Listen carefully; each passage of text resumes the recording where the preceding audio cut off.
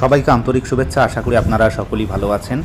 উচ্চ প্রাথমিকের শিক্ষক নিয়োগ বিষয়ে এই মুহূর্তে সবথেকে যে গুরুত্বপূর্ণ তথ্য আমাদের হাতে এসেছে, ওয়েস্ট বেঙ্গল স্কুল সার্ভিস কমিশনের যিনি চেয়ারম্যান রয়েছেন সিদ্ধার্থ মজুমদার স্যার এবং সুশান্ত ঘোষ চাকরি প্রার্থী মঞ্চের যিনি সভাপতি, তার একটা কিন্তু কেস আজকে দুপুর 2টোর সময় 11 নম্বর কোর্টে উঠতে চলছে।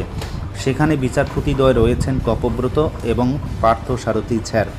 তো এই Sushanta Ghosh versus Siddhartha Majumdar chairman WB SSC and others, এই যে কেসটা, এইটা কিসের কারণে হলো বা কেন হলো, এটা অবশ্যই আপনারা জানেন যে এখনও পর্যন্ত 1450 জন চাকুরি প্রার্থী আপার প্রাইমারিতে ওয়েটিং অবস্থায় রয়েছে এবং ইতিমধ্যে আপনারা জানেন যে 1450 জন চাকুরি প্রার্থীরই চাকুরি হবে, এরকম একটা আমরা কথা শুনে আসছিলাম।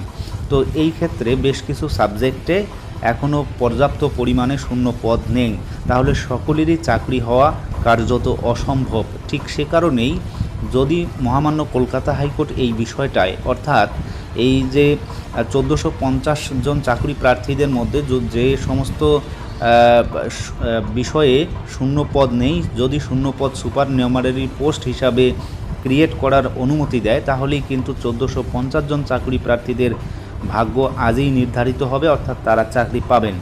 তো এই বিষয়ে কিন্তু এই মামলাটা হয়েছে আজকে মহামান্য কলকাতা হাইকোর্টের। আপনারা এপিলেট সাইটে দেখতে পাবেন ডেইলি কজ লিস্টে 3 নম্বর আইটেমে রয়েছে 11 নম্বর কোর্টে।